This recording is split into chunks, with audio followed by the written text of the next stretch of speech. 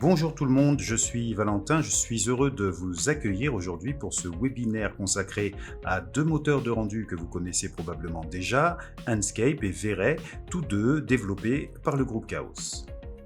Ce webinaire vous est proposé par Elmtech, distributeur Platinum des solutions Chaos. Alors pourquoi cette présentation ? Dans le secteur de l'architecture, de l'ingénierie et de la construction, on est de plus en plus confronté à des exigences de rapidité, de qualité et de flexibilité dans les livrables qu'on propose. Il faut pouvoir concevoir, présenter, modifier et valider des projets de manière toujours plus agile tout en maintenant une qualité visuelle irréprochable et notamment dans les phases de présentation client, de construction ou de dépôt administratif. Historiquement, on a souvent eu à faire un choix. Aller vite avec un moteur temps réel comme Enscape pour explorer et présenter rapidement un projet, ou aller loin avec un moteur comme V-Ray pour produire des rendus photoréalistes destinés à la communication ou à la validation finale. Aujourd'hui, ce choix n'a plus lieu d'être. Grâce à l'intégration fluide entre Enscape et V-Ray, vous pouvez combiner le meilleur des deux outils dans un seul workflow. Rappelons brièvement les forces respectives des deux moteurs. Enscape est un moteur de rendu en temps réel intuitif et rapide à prendre en main. Il est parfaitement adapté aux premières phases de conception, aux présentations immersives, à la réalité virtuelle et toutes les situations où on souhaite visualiser et partager un projet de manière instantanée. V-Ray, quant à lui, est un moteur de rendu de référence en matière de réalisme visuel. Il offre un contrôle très fin sur les matériaux, la lumière, les effets atmosphériques, les passes de rendu et permet de produire des images de très haute qualité destinées à l'impression, au marketing ou au concours. Le pont, ou bridge, entre Enscape et V-Ray permet de passer de l'un à l'autre sans rupture. On peut ainsi commencer dans Enscape pour aller vite et finaliser dans V-Ray pour aller loin. Il y a quelque temps, j'ai eu l'occasion de présenter un webinaire intitulé « Quel moteur de rendu choisir ?», dans lequel on explorait les différences fondamentales entre V-Ray et Enscape, mettant en lumière leurs cas d'usage respectifs. Si vous ne l'avez pas encore vu ou si vous souhaitez approfondir la comparaison entre ces deux outils, je vous invite à le consulter. Le lien de la diffusion sera partagé dans la discussion pendant ce webinaire. Je vous affiche le QR code quelques secondes à l'écran si vous préférez scanner.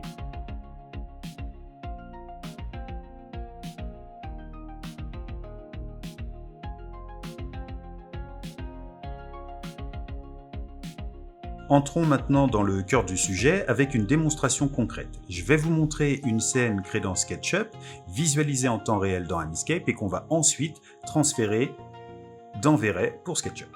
Ce qui est important de noter, c'est que le bridge entre ces deux moteurs conserve l'ensemble des éléments suivants.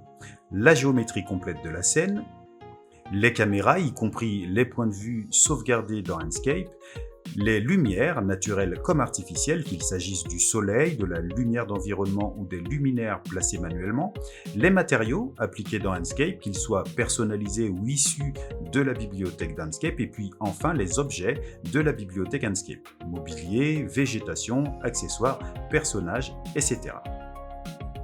Dans la démonstration, je vous propose de visualiser la scène dans Enscape avec des objets de la bibliothèque, des matériaux simples et des lumières naturelles ou artificielles. On va ensuite transférer cette scène vers V-Ray pour améliorer progressivement le rendu avec des matériaux V-Ray plus détaillés, une HDRI mieux paramétrée et quelques effets de post-prod.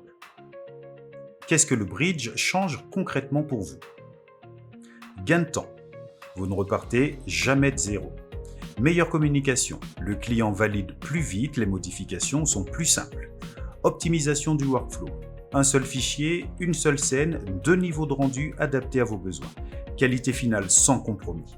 Même si le projet a été conçu de manière rapide au départ, vous verrez qu'on passe ainsi d'un visuel très rapide à un rendu photoréaliste de qualité sans refaire le travail de modélisation ou de mise en scène. Allez, sans plus attendre, laissons place à la démonstration.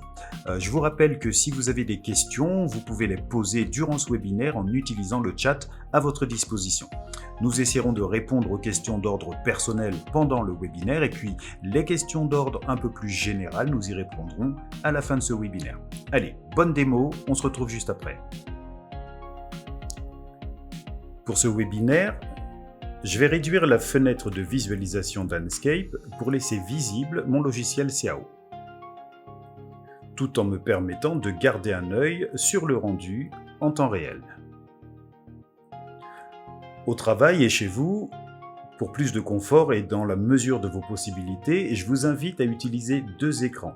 Un écran dédié à votre logiciel CAO et un deuxième exclusivement réservé à la visualisation. Dans ce projet, j'ai ajouté une grande quantité d'objets provenant de la bibliothèque de ressources d'Enscape. Cette bibliothèque contient presque 5000 objets qui sont classés par catégorie et que vous pouvez utiliser librement avec votre licence pour tous vos projets.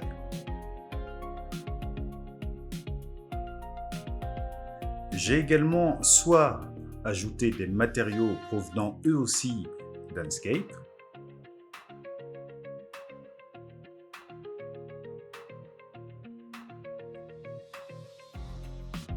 soit des matériaux que j'ai créés moi-même en intégrant les différentes passes qui permettent de donner du réalisme aux matériaux, tels que la rugosité, le relief ou encore un albédo. J'ai également créé des sources de lumière, soit naturelles, soit artificielles, depuis le menu objet d'Enscape.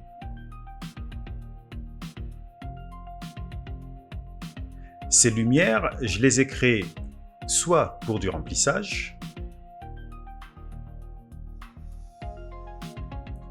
soit de l'ambiance,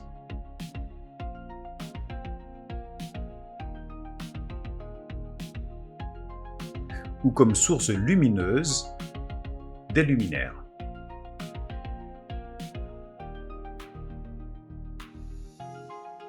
Notez que selon que vous fassiez des réglages de rendu pour l'intérieur ou pour l'extérieur depuis Enscape, vous pouvez sauvegarder vos pré-réglages. Parce qu'en effet, les rendus d'intérieur et les rendus d'extérieur ont besoin chacun de leur source d'éclairage et de leurs réglages bien spécifiques.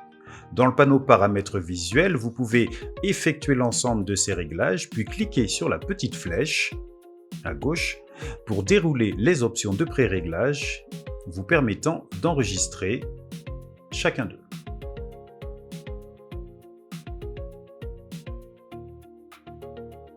Vous pouvez alors assez rapidement et facilement passer d'un pré-réglage à l'autre selon que vous soyez à l'intérieur ou à l'extérieur dans votre projet.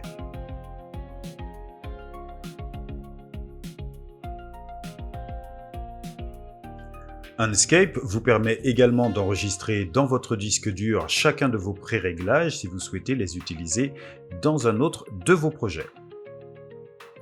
D'une manière générale, les rendus d'intérieur demandent davantage de précision en termes d'éclairage. Souvent, la lumière générée par le soleil artificiel est insuffisante.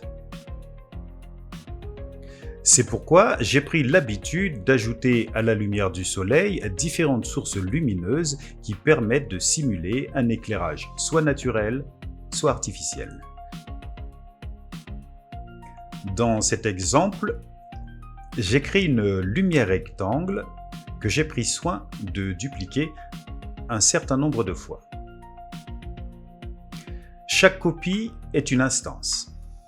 Ça signifie que les réglages effectués sur l'une seront automatiquement répercutés sur l'ensemble des copies. Très bien. Cette technique me permet aussi de diriger certaines sources lumineuses sur des points stratégiques de mon rendu. Elle peut me permettre aussi de créer parfois des reflets intéressants. Attention néanmoins à ne pas créer des incohérences qui pourraient nuire au réalisme de votre scène. Ici, pour simuler la lumière du soleil, j'ai créé une série de lumières rectangles. C'est une technique couramment utilisée qui permet d'avoir un contrôle sur l'intensité de l'éclairage, sa température ou sa couleur, mais aussi son orientation en pivotant ces rectangles dans la direction voulue. Pour ma part, dans ce projet, je préfère orienter une série de spots et désactiver la lumière du soleil. C'est une technique qui me paraît plus réaliste et permet d'obtenir davantage de contrôle sur la projection des ombres. Le degré d'ouverture de l'angle ou l'intensité lumineuse me permettra d'adoucir ou de raidir les ombres. Évidemment, rien ne m'empêche de cumuler les techniques selon les besoins de la scène. Pour cette démonstration, je vais conserver les lumières rectangles plutôt que les spots. On verra plus tard ce que deviendront ces lumières au moment de passer sous verret. Dans Enscape, on peut créer des sources lumineuses en utilisant des matériaux luminescents. Nous verrons aussi plus tard que ces sources lumineuses sont également reconnues par Verret. Pour une meilleure gestion de mon projet, j'ai pris soin de renommer chacune des sources lumineuses. Je vais maintenant transférer le projet de manière à rendre les scènes plus réalistes grâce à Verret. Pour me permettre de revenir sur mon fichier Enscape si le besoin se présentait, je prends soin d'enregistrer mon projet sous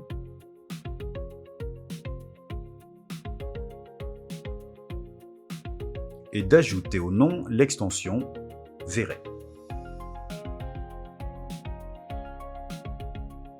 J'ai employé le terme « transférer le projet » qui en réalité n'est pas le terme adéquat dans la mesure où pour passer d'Enscape à Verret, tout ce que j'ai à faire, c'est de cliquer sur le bouton du rendu interactif depuis la barre d'outils de Verret.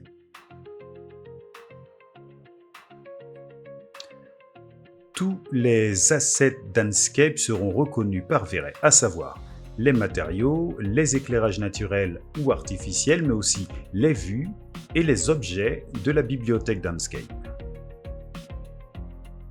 Dès le premier jet dans Verret, la vision d'un rendu photoréaliste semble déjà tenir ses promesses. Néanmoins, il va nous falloir effectuer quelques réglages de manière à sublimer le rendu et le rendre plus réaliste encore. Par exemple, je ne sais pas si c'est visible sur vos écrans, mais les matériaux de type procédural, comme dans cet exemple l'herbe ou encore l'eau de la piscine, sont des éléments que Verret ne sait pas interpréter. Si on y regarde de plus près, l'herbe et l'eau de la piscine sont des éléments en mouvement. Et l'ensemble de ces réglages, depuis l'éditeur de matériaux, se font de manière procédurale. D'un point de vue purement technologique, à cet endroit précis, Enscape et Verret ne parlent pas le même langage. C'est pourquoi il va nous falloir refaire dans Verret ces deux éléments. Il est important de noter qu'une fois modifiés dans Verret, les éléments de votre projet ne seront plus éditables si vous revenez dans Enscape. C'est pourquoi nous avons pris soin, juste avant, d'enregistrer le projet sous. Très bien. Fermons maintenant la fenêtre d'Enscape. Nous n'en aurons plus besoin. Depuis l'Asset Editor de Verret, il va nous falloir effectuer quelques réglages afin de gagner du temps durant la prévisualisation. Car ne l'oublions pas, nous n'utilisons plus un moteur de rendu en temps réel, ce qui signifie que le temps de calcul de l'image sera bien plus long. Pour la prévisualisation, je vais donc réduire la qualité du rendu.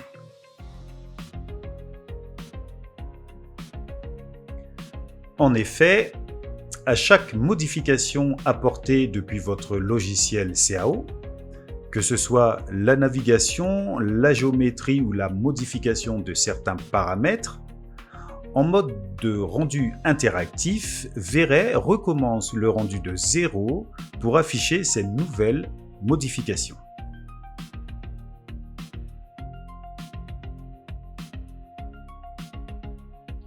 Pour une meilleure lisibilité, j'ai isolé la maison et le terrain de manière à créer de l'herbe 3D qui augmentera le réalisme du rendu. Pour faire ça, je vais sélectionner la surface sur laquelle j'aimerais créer de l'herbe, c'est-à-dire le terrain, et simplement cliquer sur le bouton Faire depuis la barre d'outils de V-Ray. Ça aura pour effet de créer un objet de géométrie sur lequel je vais pouvoir cliquer pour paramétrer mon herbe jusqu'à obtenir le rendu souhaité. Je vais donc réactiver le rendu interactif de V-Ray de manière à prévisualiser le rendu de mon herbe, ce qui me permettra d'agir sur l'ensemble des réglages et rendre les résultats visibles dans la fenêtre du V-Ray Frame Buffer.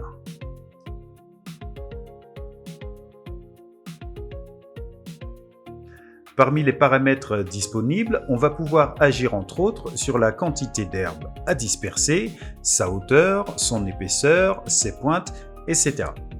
Et pour économiser les ressources de votre machine, je vous recommande d'activer le niveau de détail. Ça permet à V-Ray d'ajuster intelligemment la quantité d'herbe selon la distance pour des rendus plus efficaces sans sacrifier la qualité là où ça compte. Pour donner davantage de réalisme encore à mon terrain, je vais remplacer la texture d'herbe par de la terre. Et dans les paramètres de l'herbe, je vais demander à V-Ray d'ajouter une texture d'herbe. Pour rappel, depuis la bibliothèque de ressources de V-Ray, appelée Chaos Cosmos, je vais pouvoir trouver tout un tas de matériaux de textures ultra réalistes pour mon projet. Je veux pouvoir les télécharger dans mon projet, m'assurer qu'ils soient bien sélectionnés, évidemment, pour pouvoir enfin les appliquer sur la surface.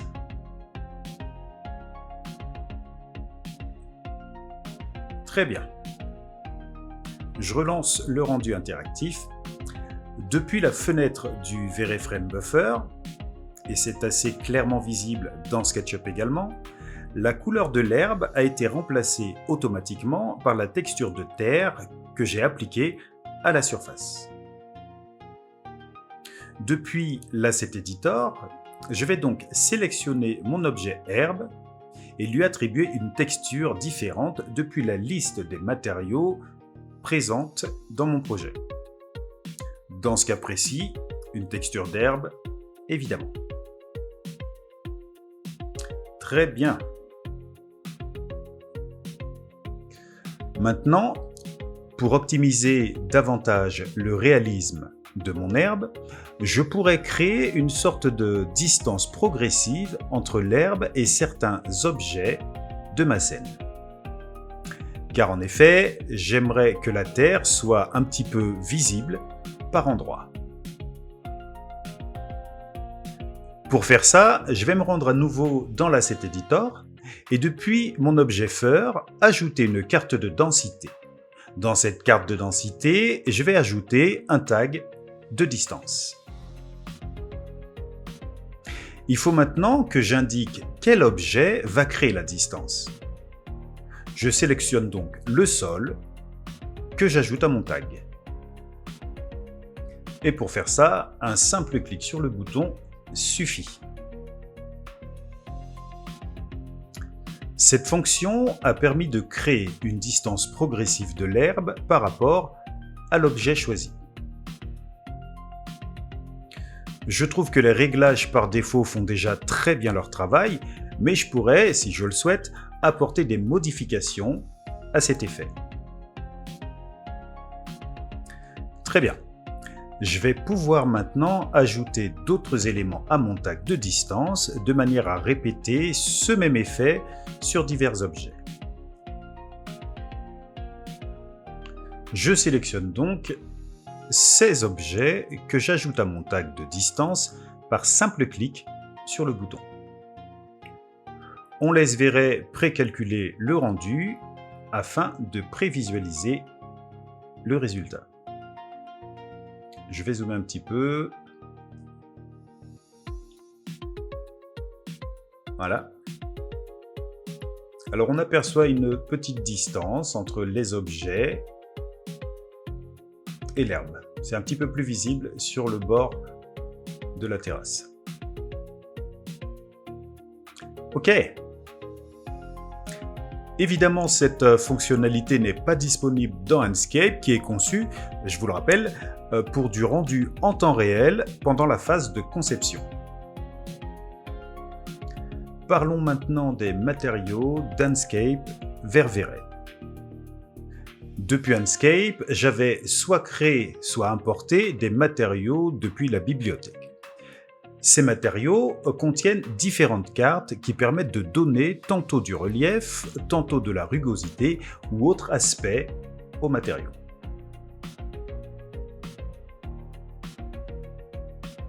Ces cartes, on les retrouve dans les paramètres de matériaux de l'Asset Editor.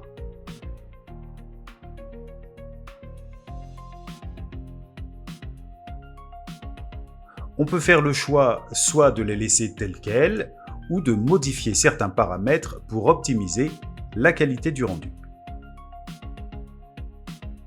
Pour rappel, l'eau depuis Enscape est générée de manière procédurale puisqu'elle doit effectuer des mouvements.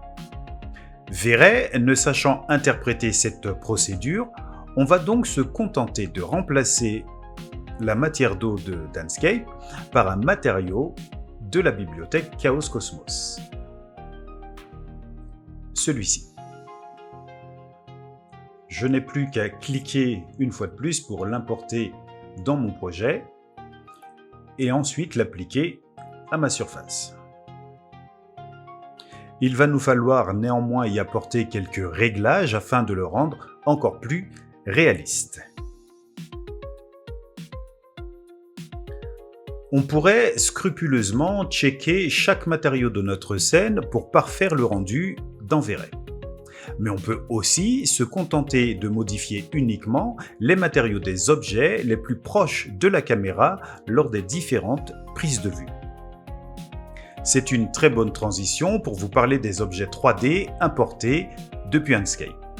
Les objets de la bibliothèque Enscape sont conçus pour un rendu en temps réel. Ça signifie que leur modélisation, leur texturage et leur précision sont moins poussés que les objets de la bibliothèque Chaos Cosmos qui, eux, sont conçus pour des rendus photoréalistes et qui, par conséquent, sont beaucoup plus précis dans les détails. Comme on l'aura fait pour les matériaux, je vais ici concentrer le remplacement des objets de la bibliothèque d'Enscape sur ceux étant le plus proche de la caméra en fonction des prises de vue. La série d'arbres, ici, en arrière-plan, paraît suffisamment réaliste à cette distance, je n'aurai donc pas besoin de les remplacer. En revanche, les arbustes, les petits rochers, ici, et peut-être le parasol sont relativement proches de la caméra et méritent, selon moi, d'être remplacés. Je vais donc me rendre dans Chaos Cosmos pour remplacer un à un les objets que je jugerai insuffisamment réalistes pour mon projet. J'ai modifié des objets et retravaillé certains matériaux hors caméra, histoire d'éviter d'avoir une présentation trop longue. Voyez comme le rendu est déjà beaucoup plus réaliste. Parlons maintenant de la gestion de la lumière naturelle ou artificielle.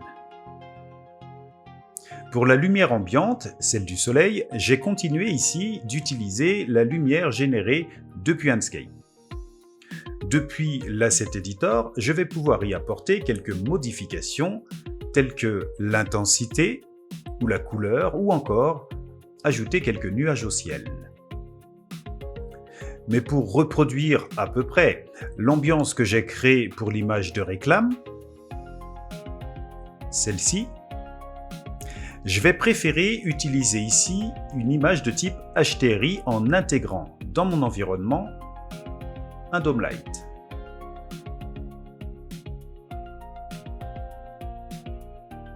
Pouvoir alors désactiver la lumière du soleil. Voilà. De manière à ce que la lumière contenue dans l'image HDRI vienne éclairer la scène.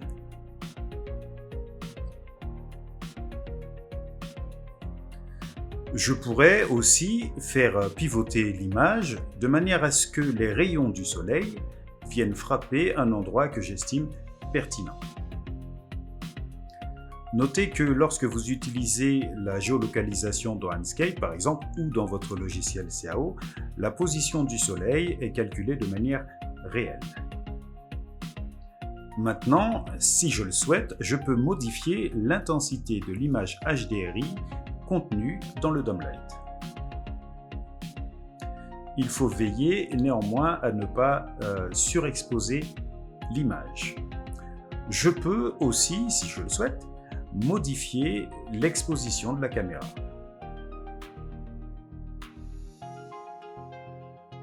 Très bien. Vous l'aurez probablement compris, c'est la lumière contenue dans l'image HDRI qui contribue à éclairer la scène. Mais l'image HDRI ne modifie pas que la lumière et son intensité, elle peut également servir d'arrière-plan, mais aussi d'ambiance. Pour reproduire l'ambiance de l'image de référence, j'ai utilisé une HDRI représentant un coucher de soleil. Notez que cette fonctionnalité est accessible également depuis Enscape, elle est intitulée Skybox. Pour modifier l'image HDRI, je vais simplement la faire glisser dans le slot réservé et laisser Véret calculer l'image avec cette nouvelle information. Vous voyez qu'on s'est approché de l'ambiance de l'image de référence. Je n'aurai plus qu'à procéder à quelques réglages d'intensité, d'exposition ou d'orientation de celle-ci.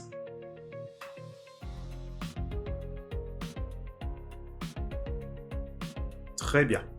Je vais laisser les réglages comme ça pour le moment. Vous verrez que ça n'est absolument pas irréversible. Pour peaufiner l'éclairage général, notamment sur les scènes d'intérieur, on va pouvoir soit créer de nouvelles sources de lumière depuis la barre d'outils de Véret, soit uniquement procéder au réglage des sources lumineuses importées d'Enscape. Et ce, quel que soit le type d'objet de lumière d'Enscape intégré dans votre projet. Je vais donc opter pour la deuxième option puisque j'ai déjà créé toute une série de sources lumineuses que j'ai pris soin de nommer afin de m'y retrouver. Véret a ça de génial qu'il permet de modifier les réglages de lumière après que le rendu final soit terminé. Nous allons pour ça activer un élément de rendu intitulé Lightmix.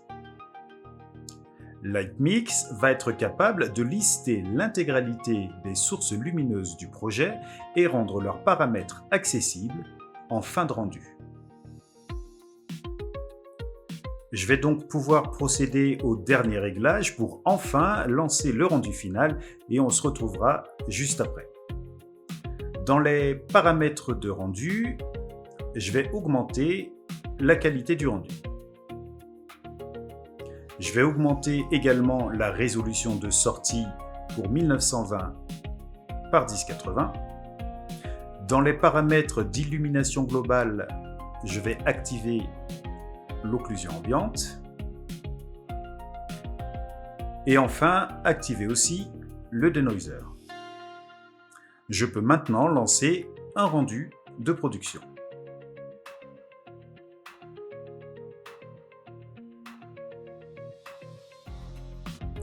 On va maintenant voir quelques réglages de post-prod. Voilà, le rendu est terminé. Vous pouvez constater que la qualité finale est bien plus proche du réel que ce qu'on peut obtenir avec Enscape, qui, je vous rappelle, est conçu pour être utilisé pendant la phase de conception. Hors caméra, j'ai effectué quelques réglages de post-production de manière à améliorer l'image rendue. Le fait d'avoir créé au préalable un élément de rendu nommé Lightmix m'a permis d'isoler l'ensemble des sources lumineuses du projet. Chacune de ces sources est listée sur le bandeau de droite et je peux à la volée modifier leur intensité, leur température ou encore leur couleur. Le résultat est visible instantanément dans la fenêtre du V-Ray Frame Buffer. Souvenez-vous, durant les réglages du rendu final, j'avais activé le denoiser. Le denoiser est une technologie qui permet de supprimer le bruit de l'image. Ces petits grains souvent causés par l'éclairage. Attention, un lissage trop important peut faire perdre des détails importants de votre image finale. À utiliser donc avec précaution. Je n'ai touché ni à l'exposition, ni aux effets d'objectif. En revanche, j'ai ajouté un peu de netteté via l'option Sharpen. Pour finaliser, et c'est optionnel, je vais ajouter à mon rendu un preset. Depuis le V-Ray Frame Buffer, vous disposez d'une grande quantité de pré-réglages qui vous permettent d'ajouter des filtres à vos rendus. Là aussi, veillez à les utiliser sans excès. Dans cet exemple, je vais utiliser le pré-réglage intitulé Garden Glow et réduire son intensité à une valeur très faible.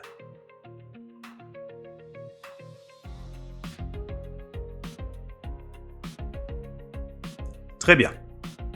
Le V-Ray Frame Buffer vous permet d'enregistrer autant de variantes de votre rendu que vous le souhaitez. Le gros avantage est de pouvoir créer une multitude de variantes à votre rendu sans avoir besoin de le recommencer. Allez, on va s'arrêter là pour cette démonstration. En conclusion, ce que je voulais vous montrer aujourd'hui, c'est que Enscape et V-Ray ne sont plus des solutions concurrentes, mais bien complémentaires. Avec le bridge, vous êtes libre de concevoir rapidement, de valider facilement et de produire des rendus professionnels sans rupture, sans compromis, sans perte de données. Merci pour votre attention et maintenant, place à vos questions.